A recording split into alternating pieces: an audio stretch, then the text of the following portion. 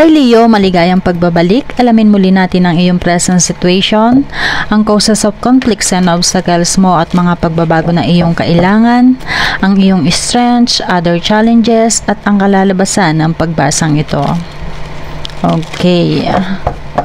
One more.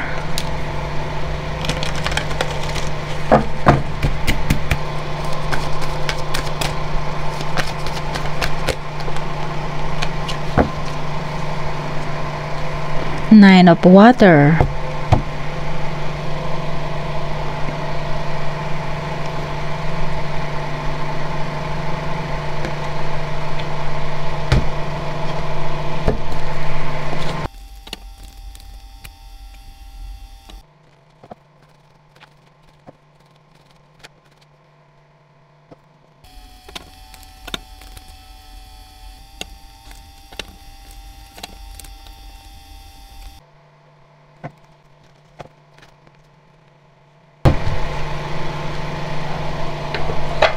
Okay, Leo, sinasabi sa iyong present na sitwasyon na maaaring matupad ang iyong wini-wish. Maaaring matupad ang matagal mo nang pinapanalangin. Kumbaga nakikita niyang ikaw ay nagtiyaga o nagtsatsaga.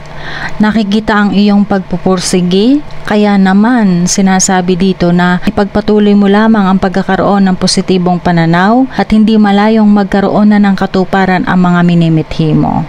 Your wish comes true. Lumabas pa ito. Ito ay miracle. Oh. Nakikita mo ba ang baby pig na may pakpak? Pag inilapit ko, hindi mo makikita. Oh. Ayan. Ito yung himala na maaaring mangyari. Hindi man ganun kadaling matupad ang iyong pinapangarap, pero nakikita dito ang success. Ang 8 of Swords ay nandito. You create your reality. Huwag kang ma-stuck sa imahinasyon. Gawin mong makatotohanan ang iyong pinapangarap. Maaari yung iba sa inyo, nag-iipon lamang sa inyong isipan kung ano yung gusto mong mangyari sa iyong buhay. Kaya sinasabi dito na gawin mong makatotohanan ang iyong pinapangarap, ang iyong mga nasa isip. Matatrap ka sa iyong nararamdaman. Kung paano ka magdesisyon, kung paano mo tingnan ang nangyayari sa iyong buhay ngayon, Leo. Maaaring hindi ka nakakaramdam ngayon ng pag-asenso sa buhay, pero huwag kang panghinaan ng loob. Dahil iyan ang makakasagabal at nakikitang magiging problema mo dito. Maging matalino ka sa pamimili. Sinasabi nga dito kung talagang magpupursigi ka, hindi malayong maabot mo ang mga pinapangarap mo. Kaya yung mga pinanghihinaan na ng loob sa kasulukuyan, Leo, huwag kang patatalo sa iyong nararamdaman na yan. Kung may tiyaga, may nilaga, Leo. Kung hindi mo pa ngayon nakikita ang iyong pag-asenso, magtiyaga pa. Kailangan mo ng patience. Habaan mo pa ang iyong pisi, kailangan mo ng mahabang pagtitiis. Siguraduhin mo sa iyong sarili na hindi ka papaapekto kung ano man ang mga problemang darating o dumarating. Nararamdaman mo naman siguro ito, Leo. Hindi mo man makokontrol kung ano yung maaaring mangyari o may experience mo sa mga pagsubok.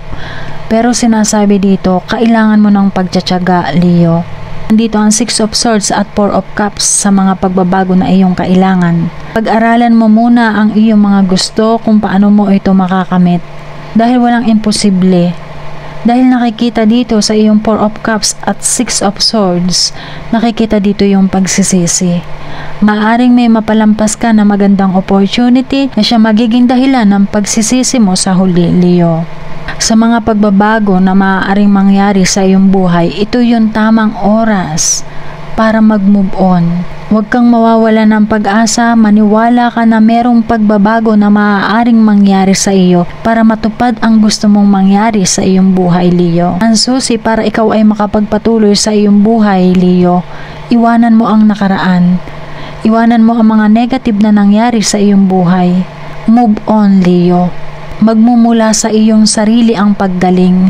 Dahil dyan, unti-unti mong malalagpasan ang mga trauma sa iyong buhay, Leo. Kaya ipagpatuloy mo kung ano ang meron ka ngayon.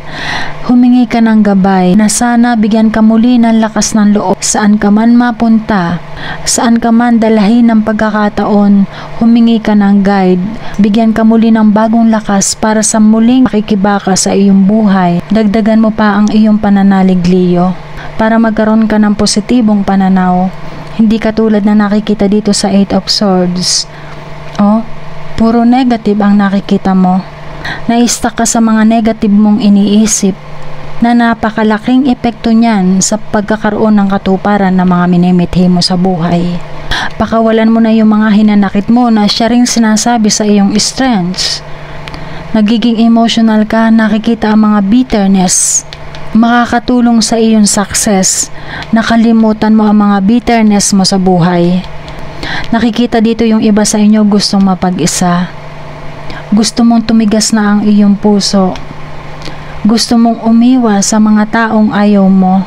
Magiging lakas mo ang pagkakaroon mo ng patience, determinasyon, and dedikasyon sa iyong trabaho.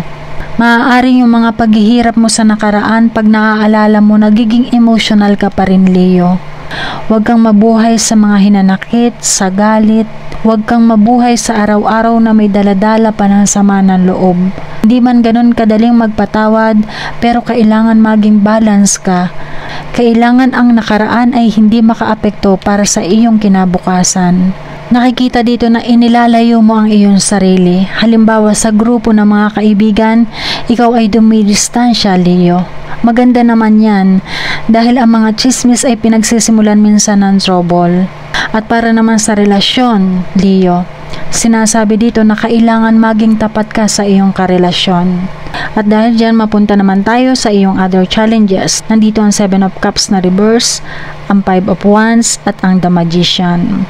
Sa mga trouble na nangyayari o maaaring mangyari sa team, kung ito ay sa trabaho, sa samahan, tulad ng sinabi ko, maganda yung ginagawa mo, idinidistansya mo ang iyong sarili sa karamihan dahil nakikita dito sa iyong other challenges na maaari magkaroon ng gulo, mga miscommunication. At yung iba naman sa inyo, maaari magkaroon ng mga pagtatalo-talo sa pamilya. Sa mga kaguluhan na maaaring mangyari dito, Leo, maaaring magkamali ka sa mga pipiliin mo o sa mga desisyon mong gagawin. At yung iba naman sa inyo, nakikita ngayon na masyado nakapokus ngayon sa mga material na bagay. Take action at gawa ng solusyon ang mga problemang maaaring mangyari dito. Huwag mong i-ignorin ang mga issue na maaaring mangyari, Leo. At iwasan mo na mayroon kang mapalampas na magandang opportunity dito. Yung iba naman sa inyo, kung may mga kakompetensya, maaaring ito ay sa trabaho, nagkakaroon ng mga favoritism, ganyan. Maaaring merong palihim na kumukompetensya sa iyo, Leo. Nakikita rin dito na minsan sa inyong team, mas gusto mo bang mag-isa na lamang dahil nakikita dito na kung ikaw lamang, kaya mo magtagumpay kaysa sama-sama naman kayo ng iyong grupo na puro problema naman ang nangyayari. Well, kasama talaga yan, Leo, sa samahan, mga miscommunication. Kaya kung ikaw ang medyo malawak ang pangunawa, i-guide mo sila. May kakayahan ka na umiwas, hindi mo na kailangan pang sumali sa mga gulong maaaring mangyari dito. At kung marami naman na challenge sa iyo, Leo, i-motivates mo sila. Huwag mong kalilimutan, Leo, anuman ang mga nangyayari o mga pangyayari, kailangan may natututunan. At dahil dyan, ito ang kinalabasan ng iyong pagbasa, Leo. Nandito ang The Tower, 9 of Cups at ang Queen of Wands. Leo, sinasabi dito at sinasabi sa iyong present na sitwasyon ay iisa. Maaaring matupad ang mga pinapangarap mo. Yun nga lamang, nandito ang The Tower. Kaya gumuguho ang The Tower, Leo, dahil ito ay kulang sa pundasyon. Kung ito ay sa iyong mga pinapangarap o sa gusto mong mangyari sa iyong buhay, sinasabi lamang dito na tatagan mo ang pundasyon. Dahil ang maaaring mangyari, hindi matupad ang iyong pinapangarap kung hindi matibay ang iyong pundasyon. Sa ngayon, Leo, ang mga dapat mong iwasan ay yung pagiging demanding, sobra kang selosa, sobra kang seloso, manipulative, bully. May iba sa inyo sobrang bilib sa sarili, yung iba naman sobrang walang tiwala sa kanyang kakayahan. pagiging malisyoso, yung hindi ka pala kaibigan. Oo nga't maganda ang iyong ginagawa na i-distansya ang iyong sarili, pero dahil dyan nagiging unfriendly ka na, Leo. Kaya kailangan mo ng balanse dito, Leo. Nakikita dito yung unfaithful, mapanlinlang, malicious liar, troublemaker, flip side.